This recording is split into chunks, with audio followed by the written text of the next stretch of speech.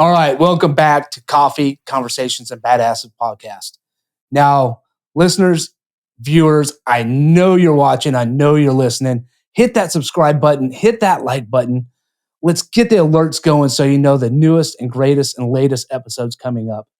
But this episode that we're about to get into is going to have your blood boiling and your heart pounding.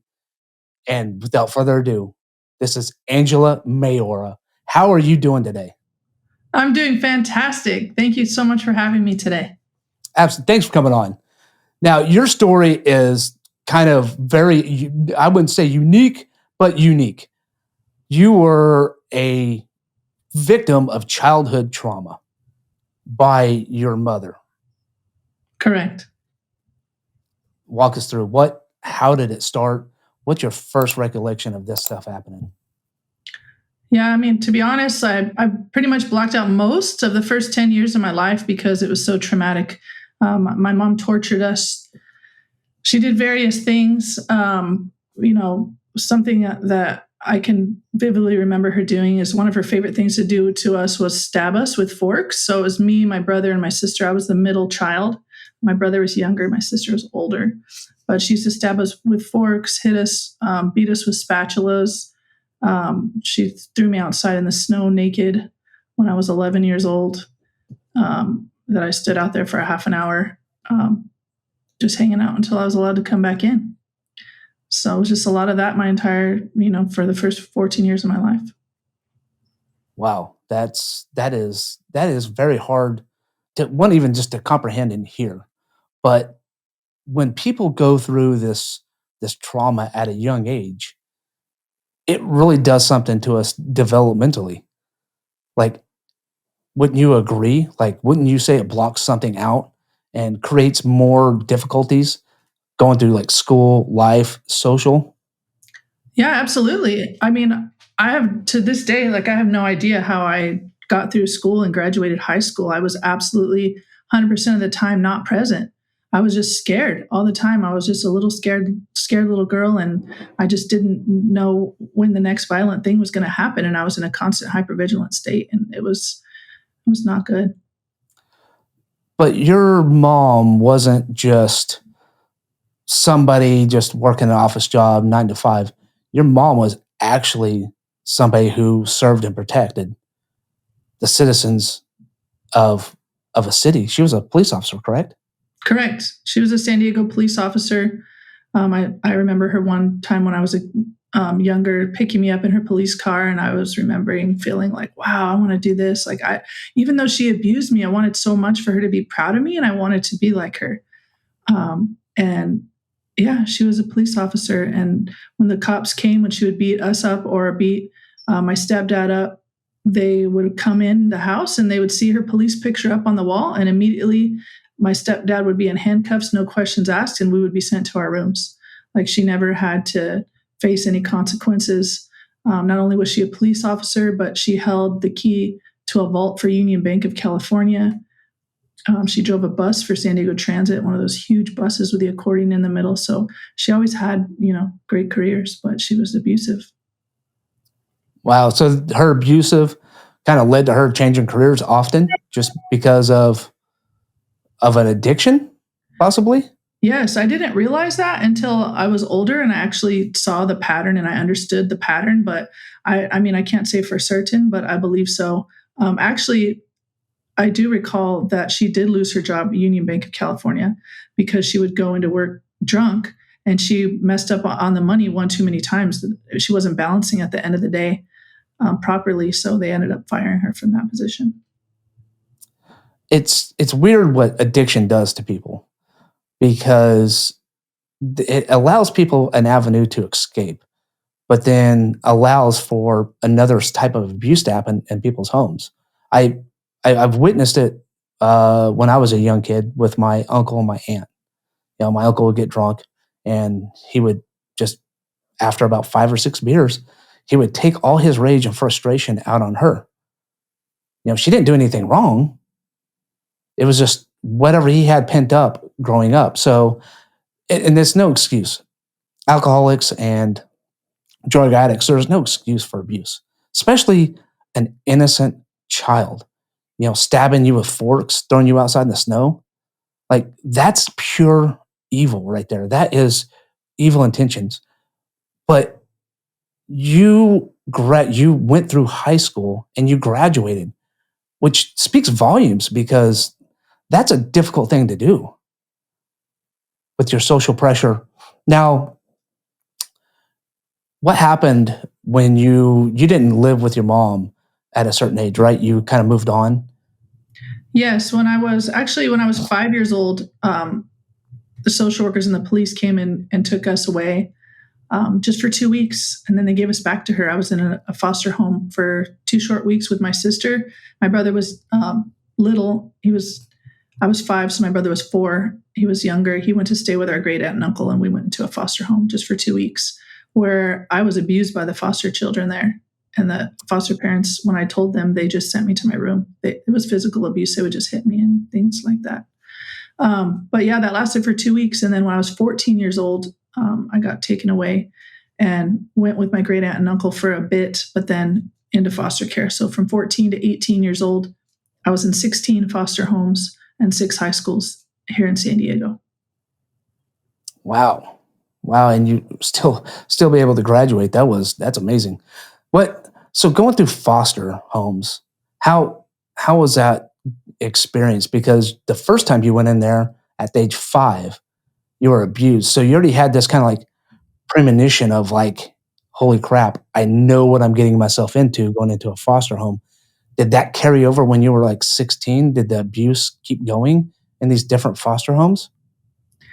Yeah, so I definitely had like um, an idea of what I thought it was going to be like immediately when I was being taken to a facility. Because when I was 5, I remember being taken to like a holding tank where you wait for a foster home. So it's not an immediate thing. So you're in this building and there's all these other kids waiting to be placed, and some are upset, some are crying, some are being violent, and it's just a lot of madness.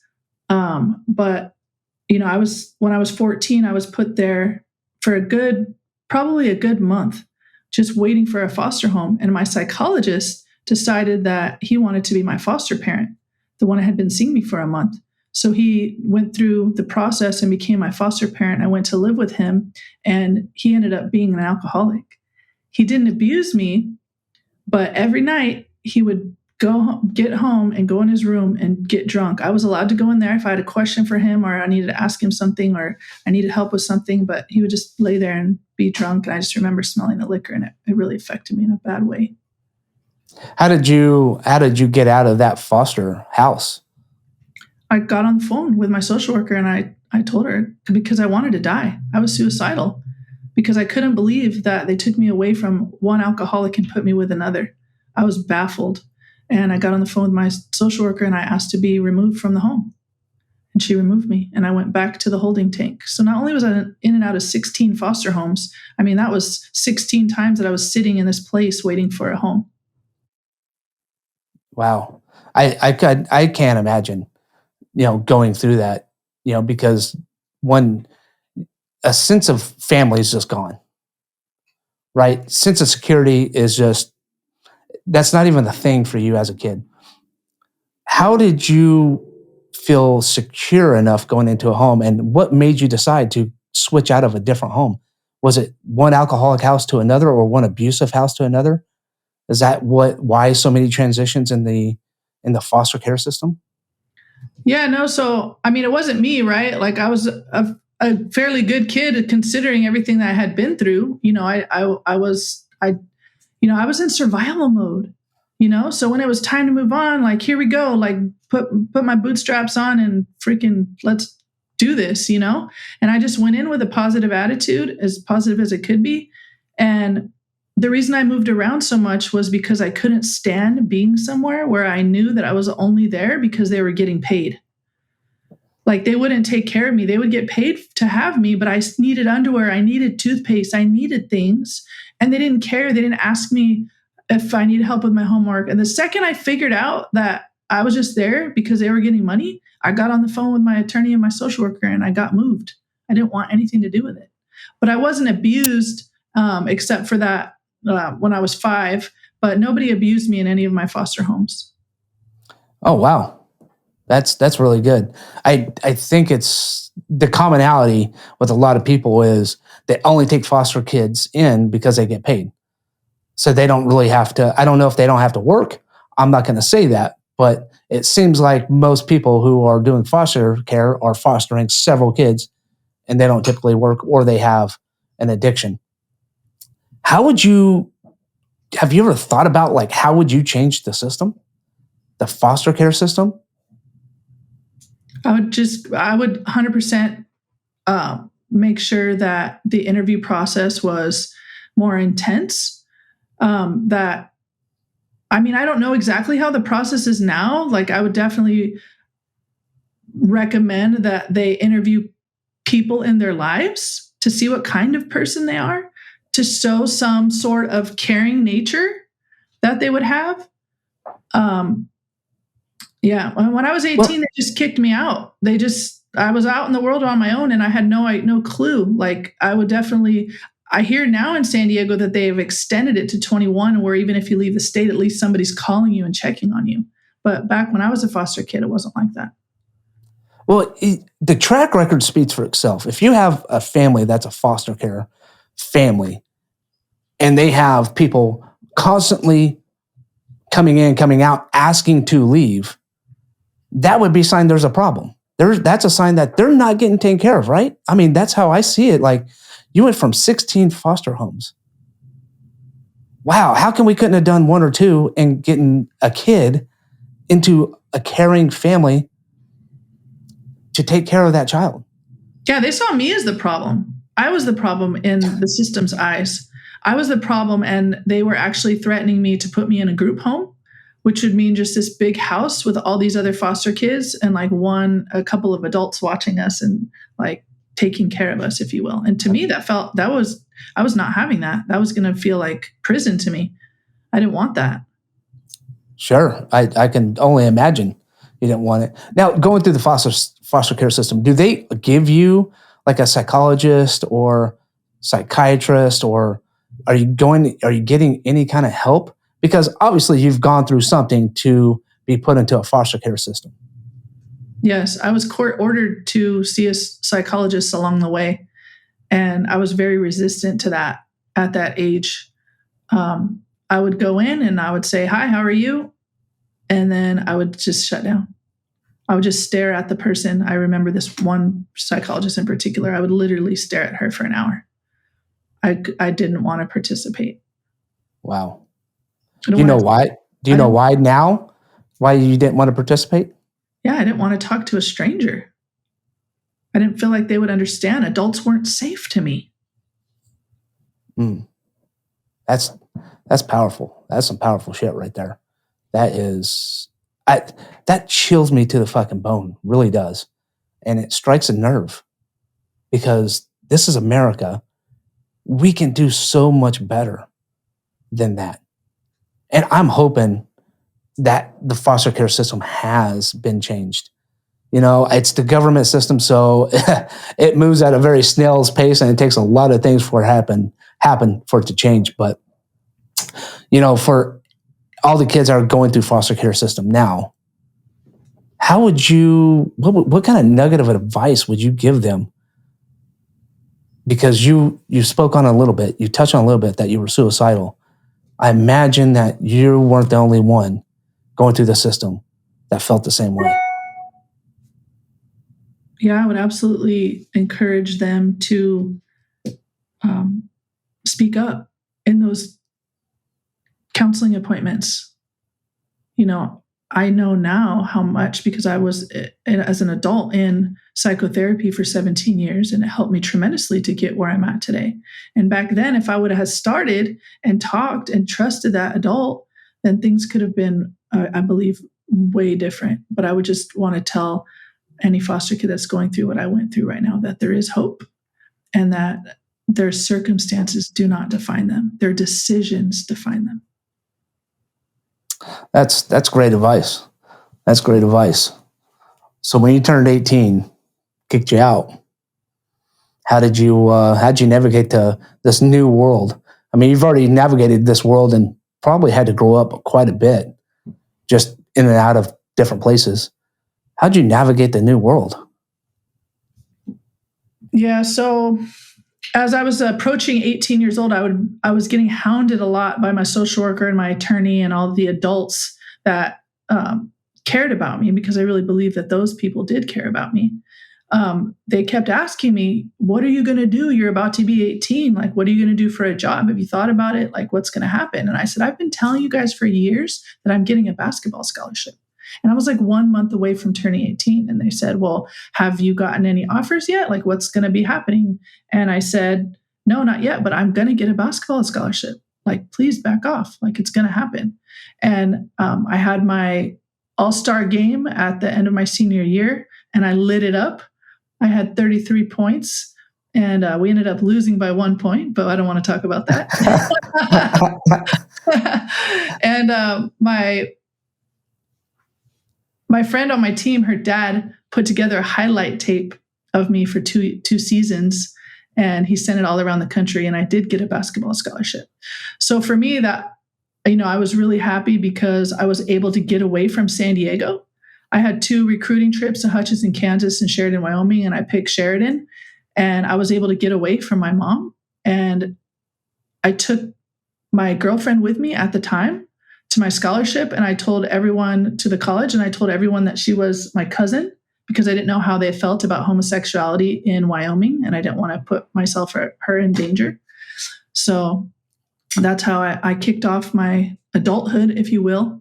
I only ended up staying there for a couple months, but all I cared about was numbing myself. I started drinking alcoholically when I was 16 years old, so I was already 2 years deep into it, and I was just not ready for the academic challenge. I just still was not present. Yeah, I mean, I can, because now you have the sense of freedom. You're an adult, and you're like, I'm not going to another home. I'm going to the home that I provide for myself. And in college, now it's just, you're into a whole different atmosphere. It's like, all right, let's go party. But, were you drinking? You weren't drinking to go to parties. You were drinking to numb what was going on with you when you were 16, right? Yes, absolutely. I didn't want to feel it. I needed alcohol to survive. The second I took my first sip when I was 16, I knew what I was doing. I looked down at it, the beer, before I took my first sip, and I knew that if I drank, that I called myself an alcoholic immediately. And I understood why my mom drank, because she didn't want to deal with her childhood where she had a violent father who was also an alcoholic. So I needed it to survive. And that's all I cared about was my next drink. I didn't care about anything else. I was in survival mode. It's crazy how generationally you can pass down very bad habits and traits like alcoholism. I think most of us have an alcoholic in our family, or know an alcoholic, or been affected by an alcoholic in some way, just because it's so prevalent these days. But the abuse is what's astonishing, is how somebody can go get violently abused and turn into that same monster and say, that's okay to raise my kid the same way. Look how I turned out. Fucking says, I don't get that. I can't wrap my head around that kind of mentality. But you knew the first sip, boom, alcoholic. You know the road you're going down. 2 months into college in Wyoming, what happened? Why didn't you stay in college? My coach pulled me into his office and pointed out that my grades were terrible. And I just knew that immediately I had to be transparent with him and get honest with him. And I didn't tell him I was an alcoholic, but I told him that he knew what I had been through, as a kid. And I said that those things were stopping me from focusing on my studies and that I was going to be leaving. And he was extremely upset and disappointed. I could see it written all over his face, because he put a lot of effort into recruiting me. Yeah. I don't know what goes into the recruiting cycle, but I can imagine it's not easy. And especially probably he saw something in you that, he maybe not see very often. So was basketball, when did you start playing basketball as a kid? I started playing basketball when I was 10 years old. I was a soccer. I've been an athlete my whole life, so I loved soccer before that. I was wild with soccer. I loved soccer. Then one day I came home from school when I was 10. This is one of my favorite stories. When I was 10 and nobody was home, which was extremely odd because my mom, as abusive as she was extremely overprotective. We couldn't play outside in the small fenced yard unless she was out there watching us. She didn't let us ride our bike down the street because she was afraid we were going to get hurt. Like, that was strange. So whenever I got home, there was always somebody there. But this particular day, there was nobody there. And I get in there and I'm tired. So I sit on the recliner and I grab the remote control, which we were never allowed to touch. And I turn on the TV. I'm like, this is perfect. I'm going to be able to mess with it. I had to figure out how to use it because I don't think I had ever used a remote. And so I was flipping through the stations and I stopped at basketball. And I was watching and my mind was blown. I saw Michael Jordan playing for the first time. And I was like, holy shit, I have to start playing this sport. And my mom came home and I never asked her for anything. I was very afraid of her, but I asked her to take me to buy a basketball and she happened to be in a good mood and she did. And I still have the receipt for it. And I played basketball for 30 years. So basketball is the reason that I survived my childhood. Wow. Wow. That was your outlet. Yeah. Big time. So you still play basketball today?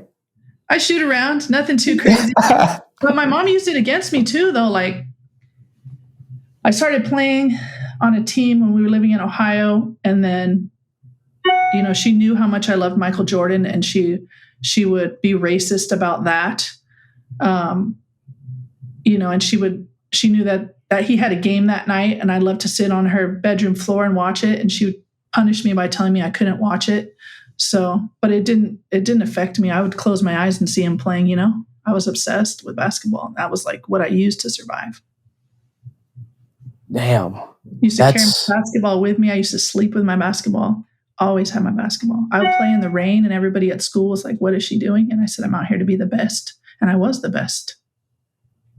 Wow. That's awesome. I mean, that's a great story. And time again, if you go back and, I don't want to say that you would be an all-time great. I'm sure you would. I'm sure you can handle the ball because I'm terrible at it. I've tried.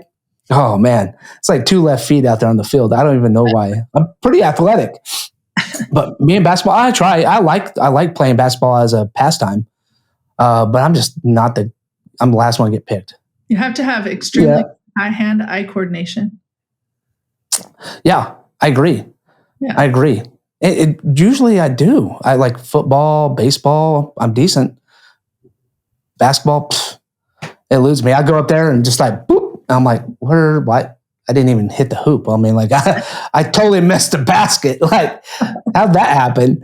I blame it on my feet. So, feet placement. Instead of, hitting the square, I'm like this. But that's great, man. Finding the outlet is probably one of the biggest things for kids to do if they're going through a tough life as a young one, is finding an outlet, because isolation and drugs is not it.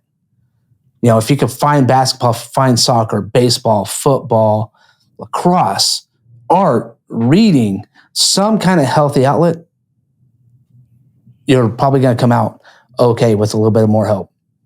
Yes. So you leave college, and did you leave with your girlfriend? I did leave with my girlfriend, yeah. Where'd you guys go? We went to Virginia Beach, Virginia. We took a Greyhound out there. I remember stopping in DC on the way. And then we got to Virginia, and that's where her parents lived, her mom and her stepdad. And we lived with them. And that's where I got my first job. In Virginia Beach, Virginia. Yep. I was working at the Old America store. And it was like Michael's was their competitor. So it was like an arts and crafts store. And I was a cashier, and my girlfriend worked there as well. She worked in the floral department. Wow. Yeah. So how were you in a relationship with your girlfriend, if you don't mind me asking? Did you transfer that same mentality that you were raised with your girlfriend, or were you abusive, controlling, anything like that? Yeah, great question. So throughout most of my relationships, when I was younger, I was abusive. Physically, I would say I was absolutely abusive, because one time I grabbed my girlfriend and I left my finger. I could see my fingerprints, bruises on her. I saw the next day. But besides that, physically, no, but absolutely emotionally abusive. I could cut somebody down with my words in a big, big way. And I learned that from my mom. And I know from the abuse that I had with my mom that words hurt more than the physical abuse. And I was very, very good at it. And I would make my girlfriends cry, and I wouldn't stay. I would leave. I would abandon them. I would stay 8 months, gone, 8 months, gone, 8 months, gone. That was like an 8-month thing for a long time. Wow. That's it. One, it takes a lot for somebody to admit it. And thank you for being vulnerable, because that alert, did you just hear that alert? No? That's so fucking weird. Oh, well, fucking technology. What do I say? It takes a lot for somebody to be vulnerable and to admit that. Because one, people don't understand that is part in how you get healthy, is admitting that, hey, I know what I did wrong. I did some shit wrong. I get that. I have to let that go, because that's not me anymore. That's not the person I am. So you get out, you go to Virginia Beach, you're at Old America, which I have no idea what that is. I've never even heard of that. Now, Michael's we've heard of, but Old America, I was like, what is that? Is that like the Old Navy? Is that what they used to call Old Navy, or or American Eagle? Store, yeah, just like my name. That's nuts. That's funny, and to think that Old America is not around anymore. I don't think. Nope, I don't think so. And I stole from them. I stole my jobs. I stole to support my habit of drinking. Really? So your alcoholism led you to what did you steal? Well, the stealing started when I was in Wyoming, and that's one of the reasons that we left Wyoming. I was in a store, and it was like a sports store, and I walked out with Nike socks without paying for them, and somebody came out and stopped us, went back in, and I threw them outside on the sidewalk before I walked back in. And they're like, give me the socks. And I'm like, I don't have socks. Like, I lied, you know what I mean? And my girlfriend ended up taking the rap for that. And we had a court date.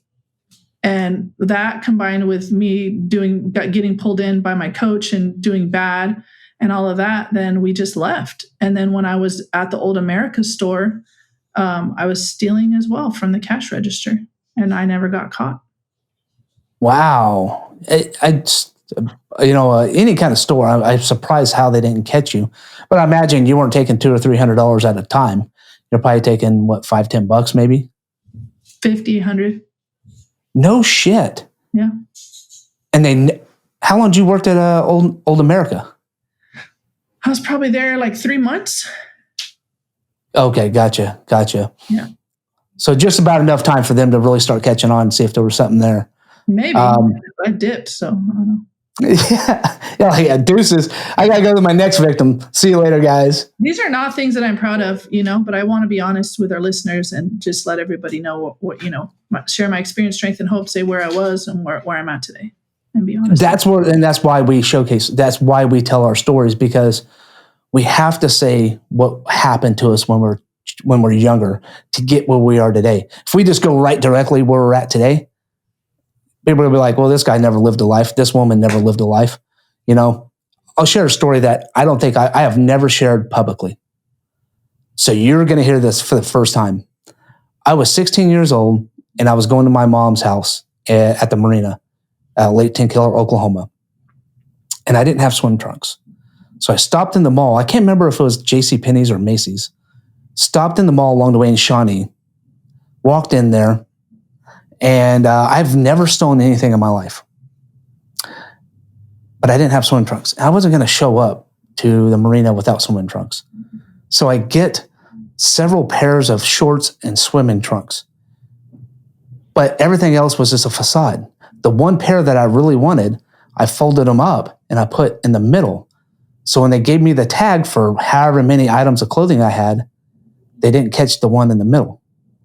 So I walked into the dressing room, took my pants off, put the swimming trunks underneath my pants, pulled my pants on. And this is not, I'm telling you how to fucking steal, so you better not go out there and use this fucking move. And, oh, hey, none of these fit. Thank you so much. And I walked out of the mall with them. As I was walking out of the mall, a fucking cop car pulls up. My asshole puckered so damn tight, and I probably was walking like a duck. Like it was, and I was like, oh my God. Like, and I was going to run. Like for sure, I was going to run over a pair of swimming trunks, mind you. So I was ready to kind of like book it. And the cop walks by me and is like, hey. I was like, hey. He walks in. I was just like, speed walk to the car. I got in the car. I was like, I'm out of here. And it was the only stop I made. I only made that stop to steal a pair of swimming trunks. And I say that because it's important to recognize, like, we fuck up, you know, especially when we're under influence and we're smoking pot every fucking day. We fuck up, but that's part of life. But it's part of recognizing who we are today. It's part of how we built our character today. It's by fucking up. But we're going to get back to your story here, and we're going to take a 5-minute break. So listeners, don't forget to like, subscribe, and hit that alert button. And we're going to come back after this break and hear the rest of Angela's story. The show wouldn't be made possible without our sponsors, Red, White, and Badass Brew, and Go Man Go Productions. Your vision is our mission because we see it too.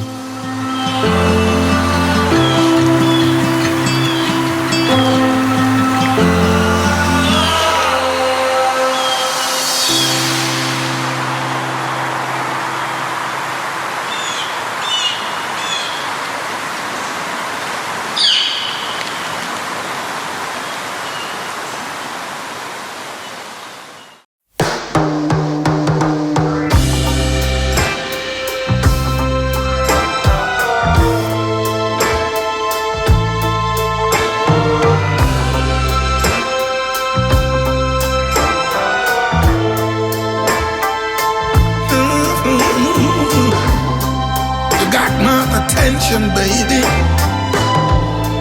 I can't make a move. Like a child, a star for love that flows to the sea. Baby, if you run away, baby, if you leave, I'm so in love with you, girl. You make me feel brand new. Come on, give it up to me. Let me take care of you.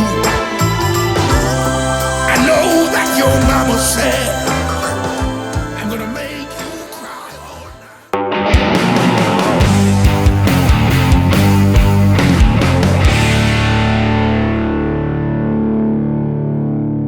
night. All right, welcome back. If you haven't been listening, you should be listening because Angela's story is riveting. From being abused as a child, going through several foster homes, and the minute she took a sip of her first beer, she knew she had a problem. Angie, you're stealing from stores, you're fitting the habit. What changed? At some point, you went in and said, okay, I'm through with this, because you joined the military. You joined the Navy, correct? Air Force. Oh, well, I'm not going to dog you on the Air Force, you know. That's good. Don't insult me with the Navy thing again. Yeah, I mean, know, I will say this about the Air Force. They always have good food, and you know you're going to be comfortable. So you're not going to have a bad stay. Exactly. I mean, shoot, even in Afghanistan, they had the best food and the best living situations. And they also, I will give, I will give you guys props. You saved our ass time and time again. And you, when we didn't have cold weather gear, you actually supplied us with some. So, a bunch of freaking Navy guys out there with Air Force cold weather gear. So thank you. Thank you. The love. Yeah. But so you went into the Air Force. When did you decide to go into the Air Force? I decided to go into the Air Force when I was living in Panama City Beach, Florida.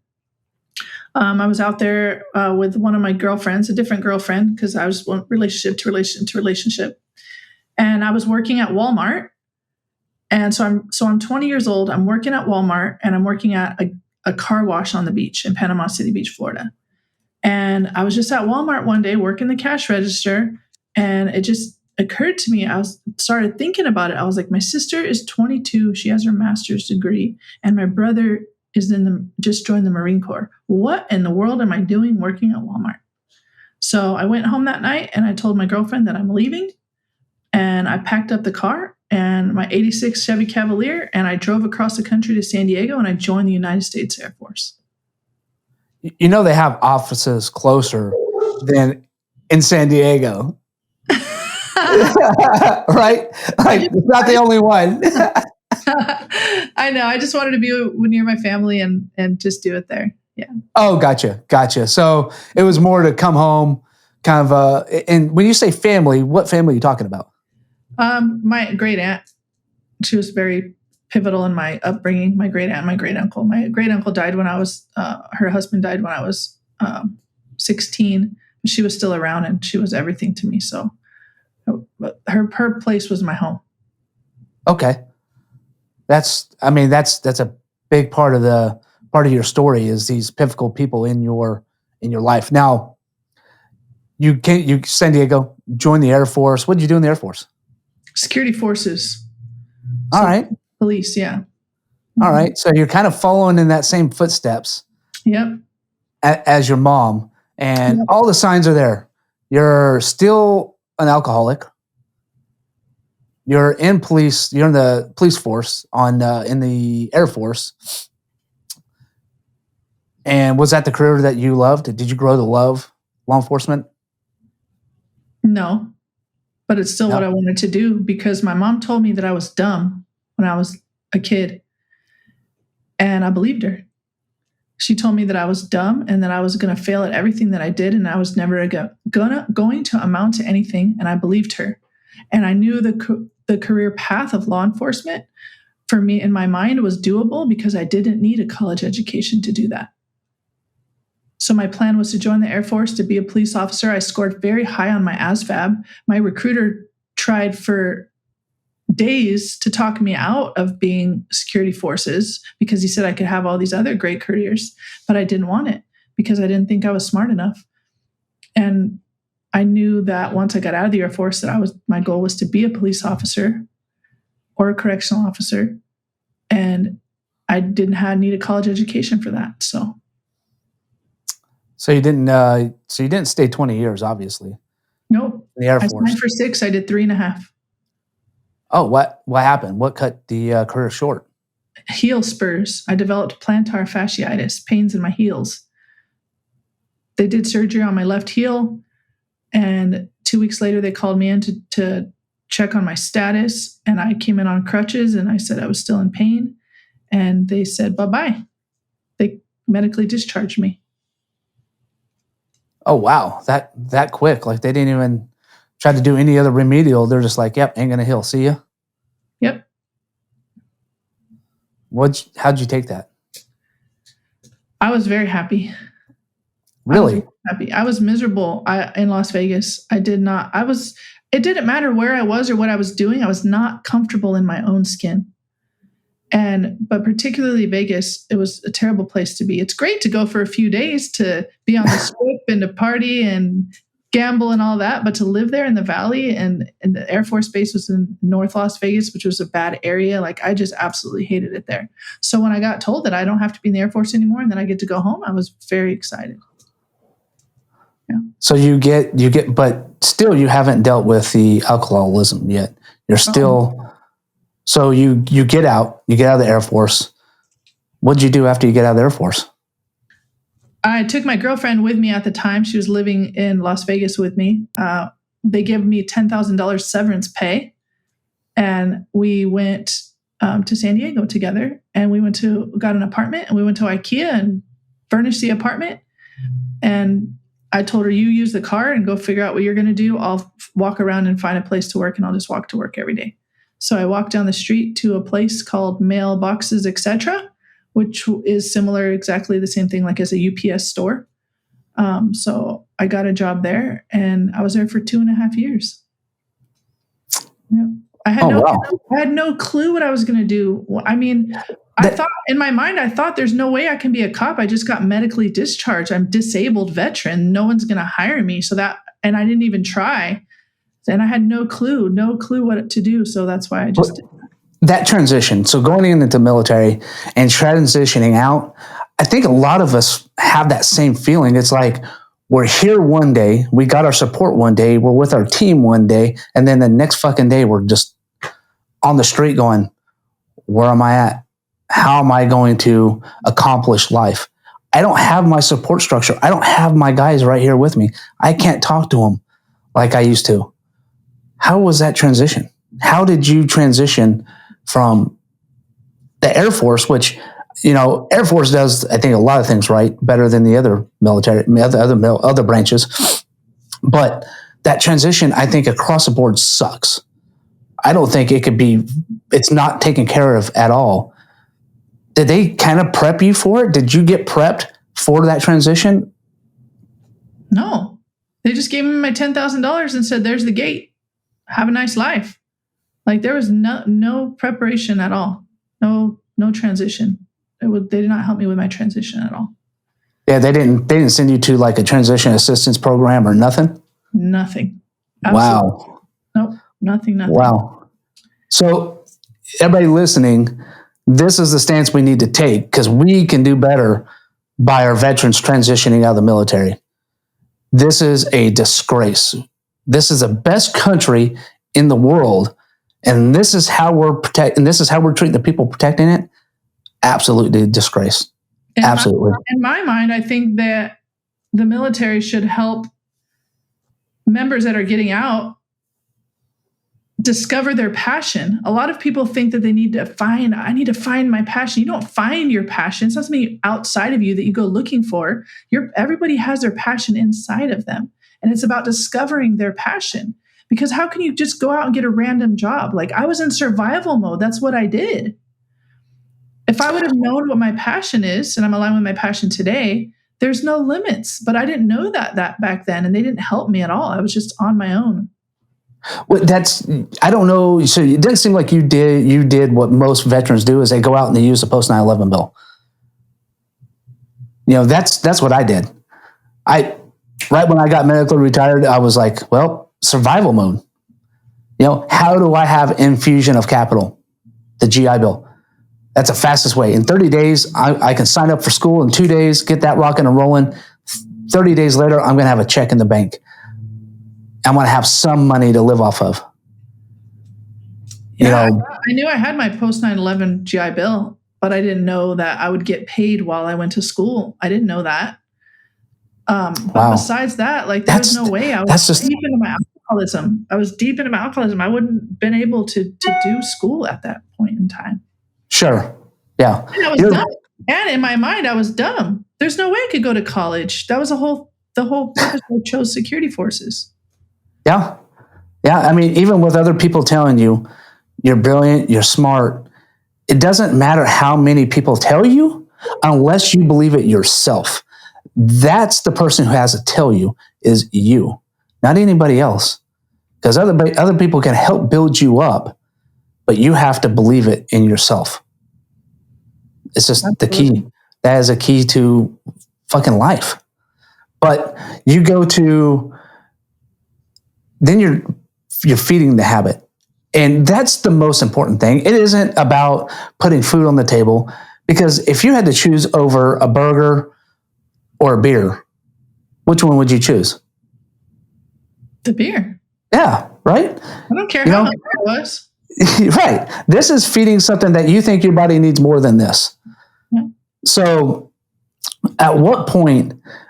So you worked at the Postal Express for a couple years. Did you go in law enforcement after your military career? Yes, I did.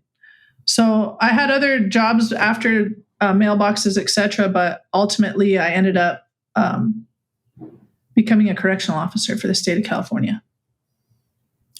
That is so. Again, you went from one career to the next, and the problems still persist.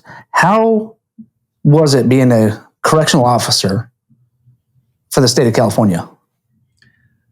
Well, until I got assaulted, which is the reason that I got retired, I thought it was amazing. I was comfortable there, and it made so much sense.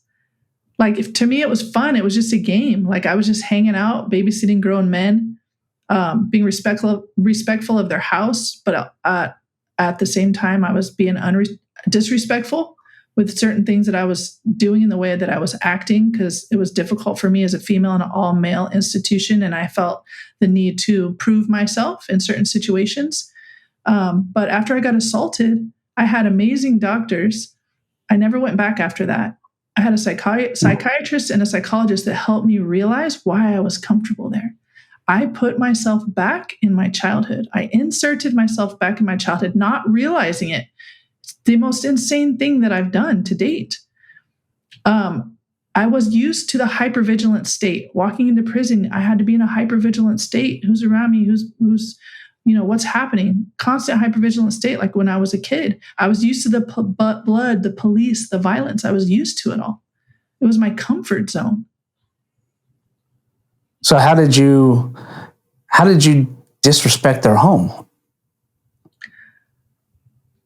Well, one night it was time for them to come out of the housing unit to go eat, and I got called a female dog. In other words, a bitch, right? And after they all went into chow, I went back into the housing unit, and I told the officer up top that had control of the cells to pop this guy's cell open. And he had pictures. I didn't know this until after I did this, but it would not have made a difference. I still would have done the same thing. He had pictures of naked females everywhere, which was considered contraband. You can't have that stuff in prison. He had been collecting that stuff for over 25 years. I went through and I tore it up. Everything. I tore everything up the wall. I flipped his house upside down. And he was not a happy camper when he came back. So in a way, I mean, it was definitely disrespectful, like, to do that. I wouldn't want somebody coming into my house today and tearing all my stuff up, right? But at the same time, I felt that I had a need to prove myself.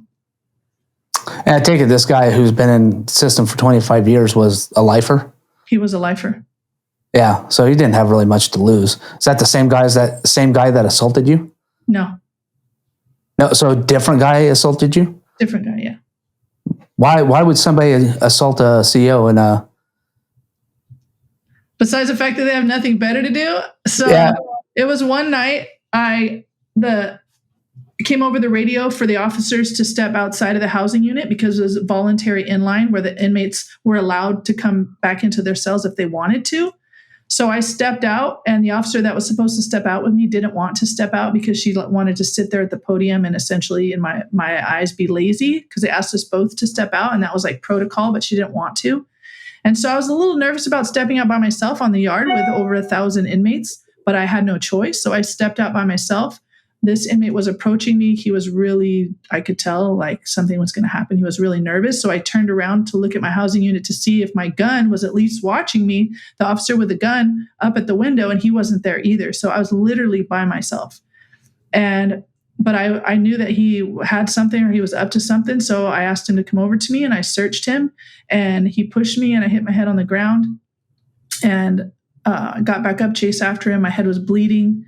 I put the yard down, and he was the only one running. So I stopped, and I had a ton of blood on my hand after touching my head. And that was what the assault was all about. But the reason that he ran was because he had a cell phone on him. And that is also contraband in prison. So he didn't want me to find the cell phone. So he had to suffer the consequences for that. I find the cat and mouse game in prison just fascinating. I mean, because these guys are in here for a reason, or gals, they're in there for a reason, right? And you're essentially there to do a job. But the cat and mouse thing is fascinating. It's like, how much can we get away with? How much should we get caught? But to me, like, is it worth getting caught? Like, if he got caught with a cell phone, would anything really happened? Great question, because I was just going to say, because this is how I was too as an officer. Like, if he would have walked up on me, because he turned around because I had to search him. And then if he would have just said, "Hey, Martinez," that was my maiden name. That's what it was at the time. "Hey, Martinez, I have a cell phone in my back right." I'd have been like, "Very well, give it to me." And then I would have put it in my pocket, and that would have been the end of the story. Yeah. Like, I wouldn't have even written him up for it. But instead, it caused this whole thing where he was in ADSEG for over a year, where he was like completely isolated, and he had assaulting a peace officer on his record. Like, he put himself through all that for what? Like, a lot of times too, I would go in and I would find stuff in their cells during the cell searches, and I would just tell them, "Hey, next time fucking hide that shit better. I took it." Or sometimes I let them keep it, depending on what it was, if it wasn't going to hurt somebody else. But they just wanted to play games a lot. Yeah. No, I hear a little bit about it. I had somebody else on talk about the CO life, and then I had a couple people who have been incarcerated and talk about it, and just the two worlds colliding is this kind of a fascinating ordeal. So you get medically retired out of the correctional system, and now what? But you still haven't dealt with the root of the problem at this time. Ooh, exactly. I was on cloud 9 when that happened, because I just got to sit at home and cater to my disease and drink up a storm, and I was getting paid as if I was there. So I had the money coming in. My girlfriend at the time tried to kill herself, so her parents put her in Newport Beach in a treatment facility. So I didn't have her interfering with my drinking. Why did she try to kill herself? We just got into an argument one day, and I went out to the pool. We both had been, drinking. I went out to the pool to hang out, and a couple minutes later, I got a call from her, and she sounded really out of it, like completely, like she could barely talk, and it wasn't even like I drank too much, a slurring type situation. I knew immediately that she had done drugs or something else was in the mix. And so I said, "Where are you?"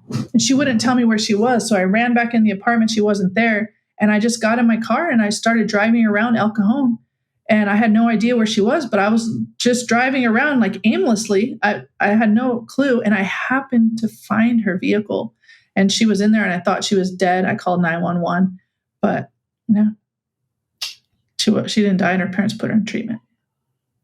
Yeah. How did she try to commit suicide? To this day, I don't know. And it ended up being that she had an eating disorder. So, yeah, that's, it's fascinating how people go around and their last kind of, "Hey, I need help" type of thing, but it's crazy that somebody can get to that point and ask for help, then hide. So you found her, she went through. Now, after she got out, did she successfully complete the program? She did complete the program, yes. And you guys meet back up and get back together after that? I had went out for like family day or whatever, but I could just tell like it was just not going to work out. Like, it was just weird, and it had been about 8 months, so it was my time to move on anyway, like my thing, right? But while she was there, like it didn't even occur to me to address my issue, right? Like, when it initially happened, when she left and I was drinking and I was just sitting at home, like just carrying on drinking and driving. I did that all the time. And it didn't occur to me until a few months later. And while she was in treatment, I got sober. Really? Yeah. So you, at that point, so what made you get sober? What's a defining moment that you said, this is enough. Enough is enough? Yeah, it was a 3-year anniversary of my mom's death. My mom died in 2007 from drinking alcoholically. And it was a 3-year anniversary of her death. It was about 6 a.m. I went to the liquor store like I usually did. And I picked up a huge bottle, a handle of blueberry vodka. I sat in my vehicle, my truck, and I drank the whole thing within about 30 minutes. And I went to my friend's house. She knew I was coming over. And I picked her and her daughter up. Her daughter was about 3 years old at the time. I picked them up and we were driving around San Diego all day, just carrying on, going to the beach. I was drunk all day long. And we went and had sushi, and I was drinking sake and Ichiban till it's gone, and just drinking all day. And then we get to Lemon Grove. I'm taking her home, and I'm on the surface street, speed limit 35 miles an hour. And there's a police officer behind me. And normally when I was drinking and driving, which was all the time for 16 years, I would fix myself when I saw a police officer behind me. I'd sit up straighter. I'd put my hands on the 10 and the 2 on the steering wheel. I would slow down. I would be really cautious, stop at the stop signs like a little extra longer, right? Or the stop lights, just fix myself. But I did immediately when I saw him behind me. I looked over at my friend and I almost said it out loud, but I didn't. I said to myself, I need to go to jail today. This is the only way that this madness is going to stop. I'm going to kill myself if I keep drinking, just like Mom did. And so I hit the gas as hard as I could. I was weaving recklessly in and out of vehicles, going as fast as I could, and I did not get pulled over. About 2 minutes later, I was still on Broadway in Lemon Grove, and I see a police officer on the side of the road. It was the strangest thing. There was no police car near him, but he was standing on the side of the road and he was pointing a radar gun at me. And so I hit the gas and I went about 70 miles an hour, zooming past him in a 35. Nothing happened. Nothing happened. I take my friend home. I remember taking my friend home. I went home. I remember changing, getting into bed, going to sleep. The next day, which was February 5th, 2010, I woke up in a panic. Holy shit. I wanted to go to jail the day before.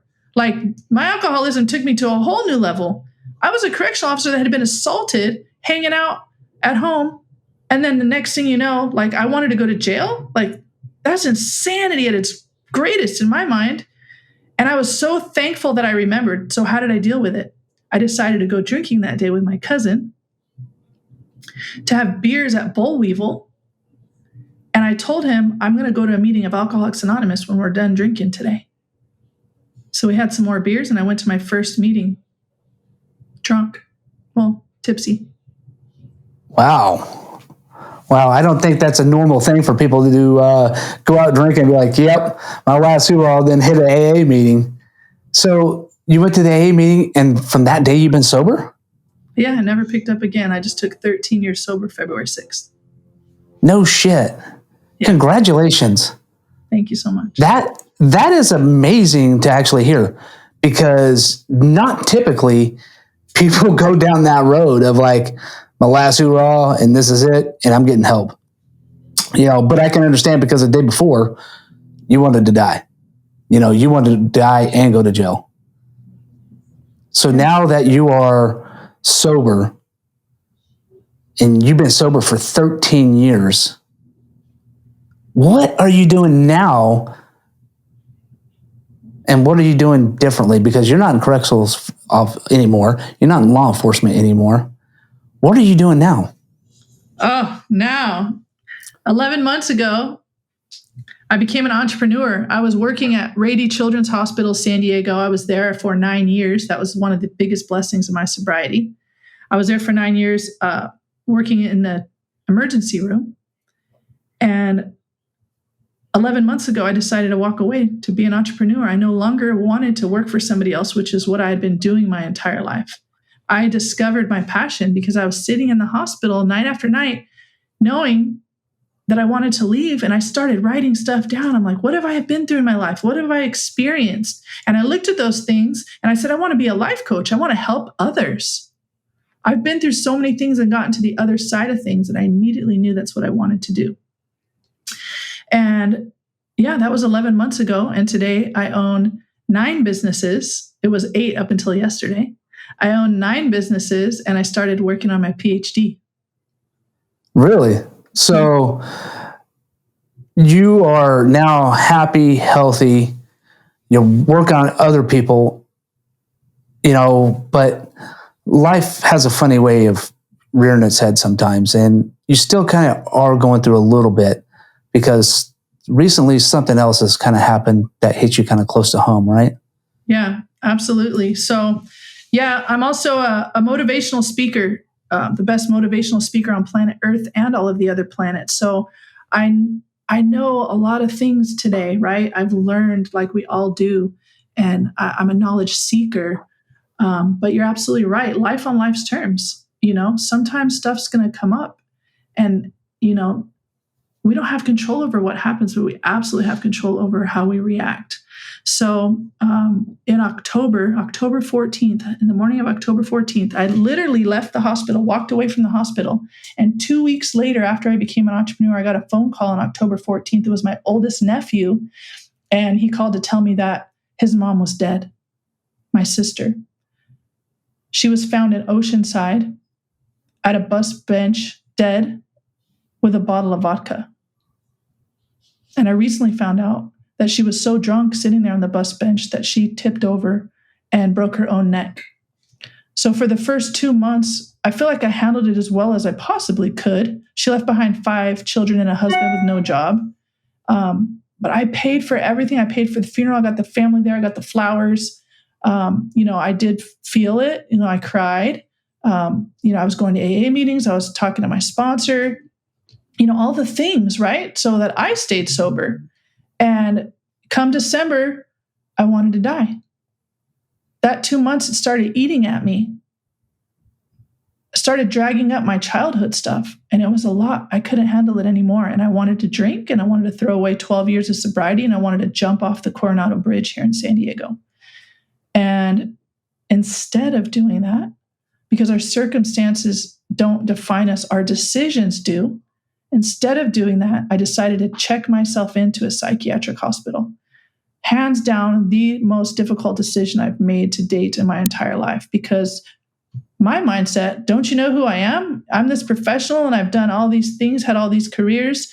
And now I know I'm a genius. I know how intelligent I am.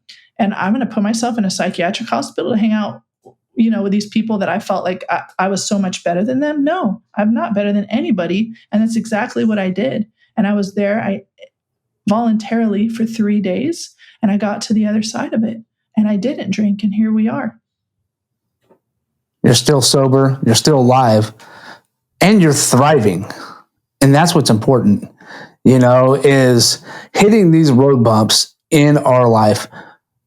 We're going to continue to hit road bumps. But if you put the work in today, those road bumps won't be as big.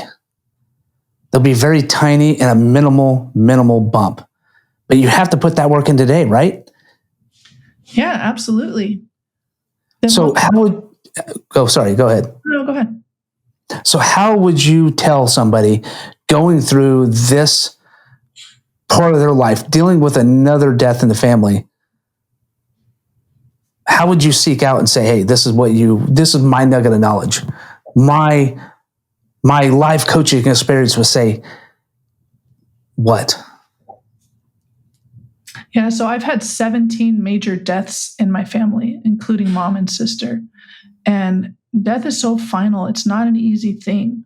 But what we need to realize, and here's my nugget, and if you don't hear anything that I say, please hear this. Our experience of anything in life, all experiences are neutral. Let's start off with that. Everything that happens is absolutely neutral. And our experience of everything that happens is our thoughts about what happened.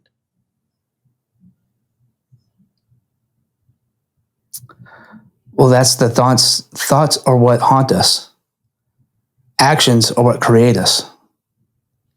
How do we get past the thoughts? Well, we all have between 60 and 70,000 thoughts that run through our mind every day. We have zero control over what we think about. That's a fact for everybody. But what we do have control over is what thoughts we want to attach ourselves to. And today, I only attach myself to positive thoughts. When the negative thought comes, I don't judge it. I just greet it and tell it to move on. Like, thank you for stopping by. Next. And I'm bringing those things to my conscious mind because a lot of the garbage happens in our subconscious mind. So I'm extremely self-aware. And I love myself today. And that's changed everything. That's the nugget that I was looking for right there. You love yourself, because that is the most important thing. You can't move forward if you don't love yourself. You can't. You have to be comfortable with you. I had a guest come on, and one thing he told me was, be comfortable with being uncomfortable. And that resonated. I was like, wow, that's actually everybody who's going to be coming on this show needs to be comfortable with being uncomfortable, because that's at some point in their life, they're going to have to deal with this situation again, because we're going to be taking a bite of a shit sandwich again at some point in our life. Angela. That's where the growth happens, when we're uncomfortable. Growth doesn't happen when we're comfortable. That's right. That is 100% true. Angela, thank you so much for coming on this show. And you know what? You are a badass. From getting abused as a kid, moving from home to home, and dealing with a problem and an addiction, and one day waking up and staring it in the face and saying, not today, I'm fucking done. You are a badass, Angela. You are. Thank you so much for coming on the show and telling your story. Now, you have 9 businesses. Which one, or do you want them to go show? Which one, where can people find you? What business are you wanting them to come and seek you out in? Yeah, so if any of you need a speaker or a life coach, I can be found at angelamayora.com, ANGELA, my last name Mayora, MAYORA.com. But that's my passion, is my speaking and life coaching and helping others get to the other side of tough stuff. And what better person than somebody who has been through a lot in their life? Angela, again, thank you for coming on the show. I really do appreciate it. And I wish you the best. I appreciate you, man. Have a great day. Thank you so much. All right, listeners, do not forget to like, subscribe, and hit the alert button, and go check out Angela's episodes, the other episodes, and pick up some badass red, white, and badass brew coffee. If you have a heroic story and you'd like to share it, get in contact with us. Our information's in the bio. Also, don't forget to hit the subscribe, like, and share. And then I'll see you on the next episode, badasses.